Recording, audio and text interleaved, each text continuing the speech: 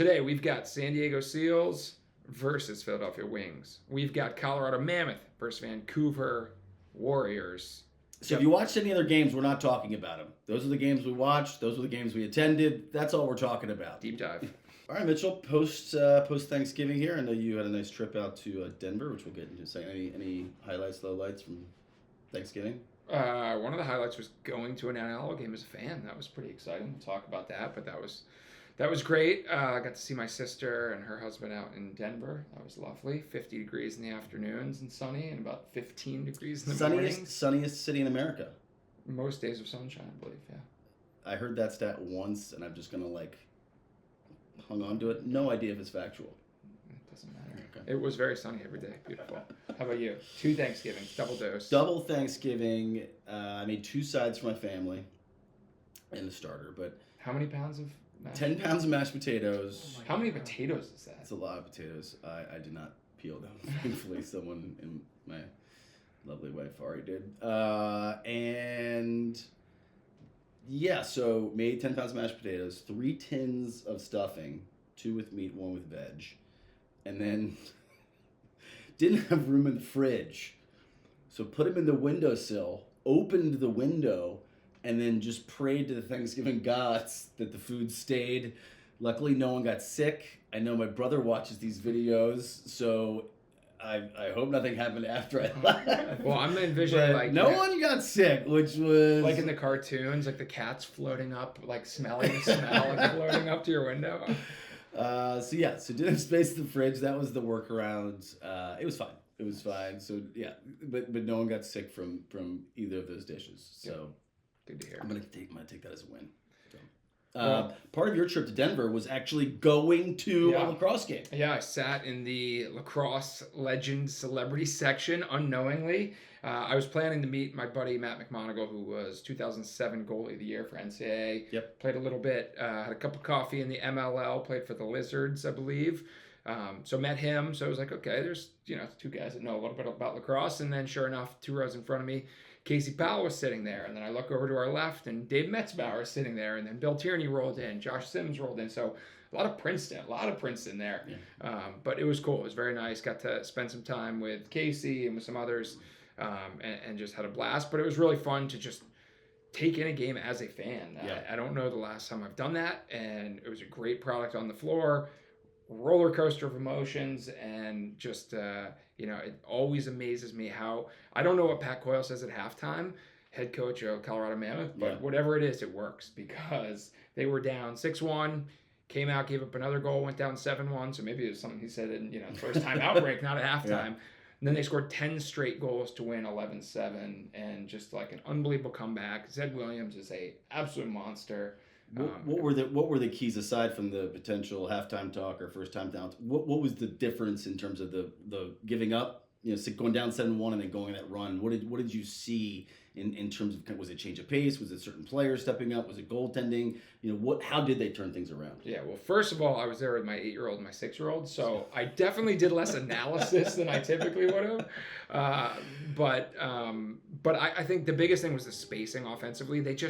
They were getting stonewalled. So they got stonewalled early. Aiden Walsh, which I think there was a bunch of Denver players behind us, University of Denver, and they must be buddies with Aiden Walsh. They were going hoarse, screaming for him every time he'd make a save. So he made some big saves early, and then it just seemed like Colorado was trying to take the perfect shot and couldn't get anything by him. So their spacing was off, their timing was off. Second half, they were much better spaced out. They were putting a guy behind the goal, which really opened up things over the top. Mm-hmm. And then you just had Zed Williams just being a beast and drawing double teams and then dishing it off. Eli McLaughlin always scoring a huge goal here and there. So they just really shared the ball. And then they were able to get the ball by Aiden Walsh, which they couldn't do in the first half. And once it started rolling, you could just feel the momentum. That's a great place. The Loud House. The crowd starts getting behind it, right? And then all the role players that are like the crowd just kind of elevates them. They're playing with more juice. I mean, that was always the thing, playing in some of those arenas where you're like, I'm not worried about the top guys. They're going to be good home or away. It's like at home, with that crowd behind it, they're a different animal. Yeah, but then the other thing is that you can't count out the elevation, right? Because that first half, I always remember playing games there.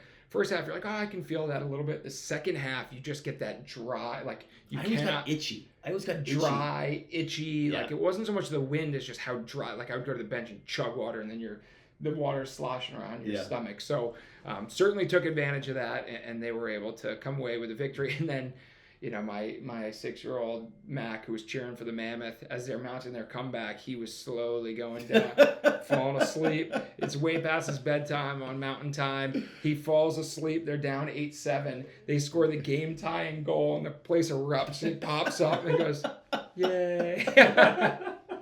And then he fought it for the rest of the game. He was just trying to fight it, but the crowd kept getting him back into it. But it was a lot of fun. How was the PA announcer? I remember as a player, legendary. Yeah. Oh yeah. Yeah.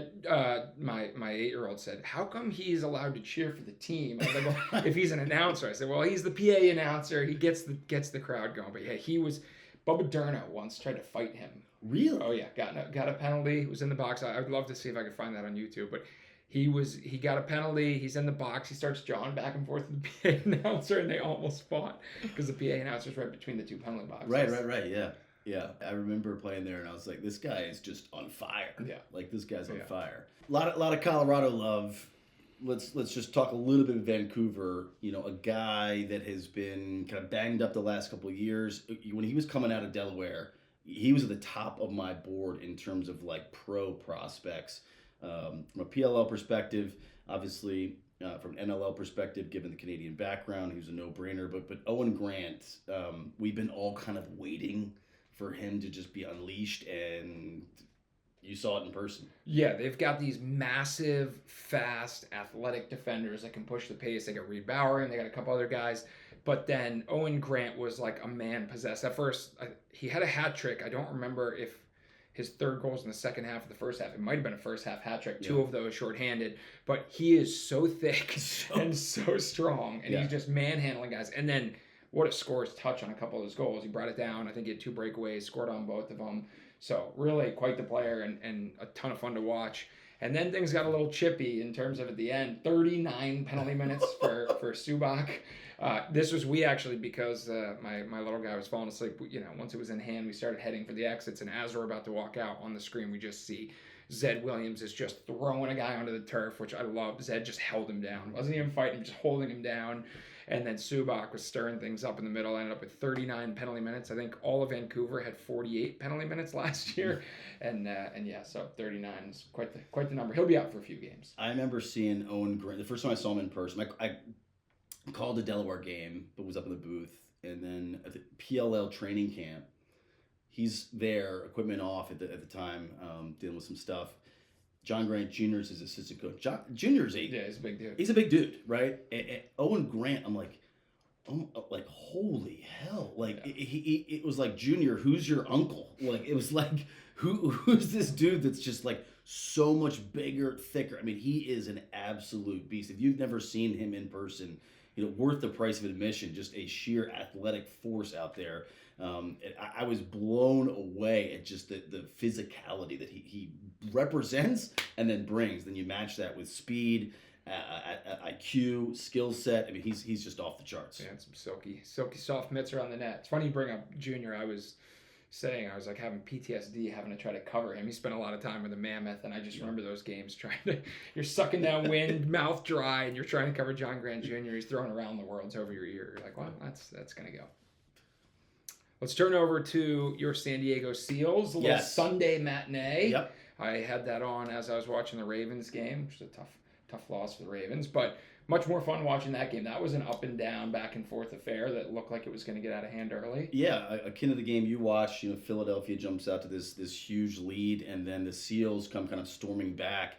You know, I think when you look at it, you know, going into the game, I don't think anybody would have predicted 18-15, right? I think that they would have thought it would have been a little bit more of defensive struggle, defensive matchup. I think 2 things, you know, number one, San Diego's offense. You know, you look at what they lost in the offseason and kind of what they brought in, and there was some known entities, right? Some known players, you know, Ryan Benesh in particular, you know, 4th all-time, I think, in career scores from an NLL kind of historical perspective. You know, Benny McIntosh, Rob Helmeyer, Hellier, excuse me. Those guys always solid contributors. Always can kind of count on them. But like it seemed like, but new to the Seals this right, year, right? They're all right. new to the Seals. It seemed like that classic, and I'm going to butcher this cliche. You can correct me, but like the total sum was higher than the equal of the parts. What is that You one? got it. I think. No, I definitely butchered that. But I think sum is greater than the parts. Thanks. Yeah. So you look at them. I thought they were sharing the ball well. I thought they shot the lights out. In particular, I think this game was really won and lost in two components. I think number one, the Seals specialty units were off the charts. In particular, their power play started 4 for 4 in the power play, right? Their power play was just lights out, and then their penalty kill. That 5-minute major. That the Wings really weren't able to capitalize on. I think those were were sloppy. They were throwing the ball away. Yeah. It didn't seem that they were like looking for one more pass when they should have shot. And then goaltending. I thought goaltending was the other huge piece. And you highlighted this the last time we talked, but Philadelphia, their trade, right, of Higgins, right, and I did not think the Wings goaltender played particularly well. I think he had like maybe 34 saves and 17 goals against. And then from a San Diego perspective, Riglieri. Shaky start. Like take him out for like a little, and then put him back in. And that's why they brought Poulin in, right? It's like he's the veteran. He goes in, he steps up, makes the minutes. Then he talks to Riglieri, says, "Hey, you got this, kid," and puts him back in. And those were the two things that I thought really kind of led to the eventual outcome being kind of a Seals win. The Seals, their ability to capitalize on seemingly every single power play. Like hold the fence, hold the line on their penalty kill unit, and then their goaltending kind of being solidified, whereas the Wings just kind of like it just kind of cratered. Yeah, that shot that went off of Demute's glove went straight up, and that was when I was like, "This is just going San Diego's way." That was where all the momentum started to really go their direction. Anyone else that stood out to you from the Seals standpoint that you weren't expecting? Expected, but I thought Danny Logan was was just everywhere. I just thought he was everywhere. Like every single loose ball, every single kind of like he won some 1-on-2 ground balls that you don't really account for. Like there's 50-50 ground balls, just kind of all seemed to went the Seals' way, and Logan was a big part of a lot of them. And then he's just so like steady in the clearing game. He's so like dependable between the lines. So you kind of look at him. He's kind of been, and then the addition of Courier, right? And you got that 1-2 punch. And Courier kind of played a two-way role. Yeah. He had a goal. He did a bunch of things in transition. That goal was sweet. That goal was sweet. Danced through everyone. But he just adds another layer, I think, to their transition game. So you pair him, who's I would say more offensive-minded from a transition perspective, with Danny Logan, who's more like defensive-minded from a transition perspective, and kind of that 1-2 punch. And then shout out to the other American, Eli Goldbrecht. Yeah, that was a nice goal he scored. It was a nice goal. It was unexpected. I think the announcers were having a little bit. I thought Cooper Perkins and Nick Osella did a good job on the broadcast, but yeah, they pointed out that was a far pipe. Okay, like wrong side, opposite. Like okay, but shout out to Eli, another American that I think has proven himself time and time again to be a consistent performer in the NLL. Yeah, and how about Benny and the Jets, 5-4? How that guy gets open as he gets, is just, it blows me away. He's so slippery. I swear he lubes himself up before the game and just slides off every check. But should you be surprised? He's fourth all time in scoring. He's been doing it. Yeah. I guess it's just surprising how, despite being fourth all time, he always finds a way to get himself open. Yeah. So I think Seals wise, you're feeling great about the offense. Defensively, get some areas to clean up. If you like this shirt, Trilogy 20th anniversary, you can get this one on our online store. Link is in the bio for that. If you like this sweatshirt, go to New York City. Go buy a sandwich at Regina's Grocery and pick up a sweatshirt as well. So that I'm not a total homer, we can talk a little bit about the Wings too. Yeah, what did you think? Brennan O'Neill, #1 overall pick. What did you think in his debut? He was able to, most importantly, get the monkey off his back and score a goal, right? And then had a couple of assists as well. How did you think his performance looked? He looked pretty dynamic out there. I think when you kind of zoom out and look big picture, his ability to win his one-on-one matchups on a consistent basis, get separation, get his hands free, I thought was pretty impressive. He's had some good picks. He played a couple two-man games. He was able to get free, kind of on the doorstep, didn't have a great angle. But I think for them, it's really just a matter of like that left side because Mitch Jones played really well as well. Blaze is so consistent, such an off-ball threat, good cutter, sets good picks, good with the ball as well. It's just like, how do you kind of like massage or manage O'Neill kind of in that with some veterans kind of in there? So I think like, number 1 overall pick, you look at that versus like he's joining a left side that already has like some talent. So I think for him, I was impressed what he was able to do game 1. I think obviously shooting, in the NLL is like, it's just so challenging going against the best goalies in the world. And like, how many shots is he going to get? Just given the distribution kind of across the entire offense. But, in terms of game 1, like you said, getting that monkey off the back is huge. Yeah. It's like, okay, it's like, I can do this. I can do this. So I would expect him to get even better as he gets more acclimated and develops more chemistry with Jones and Reardon in particular on that left side. Watching him, who he kind of reminds me of? Is like a gigantic Brennan Mundorf. Oh. I get like Mundy vibes from the way he carries himself and the way he dodges hard and kind of gets that huge overhand shot. And Mundy kind of had that when we played with him on the New York Titans. Yeah, I feel like Mundorf's was a little more compact. Yeah, he's a smaller guy, right? But I thought he just gives me a little bit of Mundy vibes there. Shout out to Brendan Mundorf, a Hall of Famer this past summer in the PLL, the Professional Lacrosse Hall of Fame, and now you're getting Brennan O'Neill compared to you. Not bad.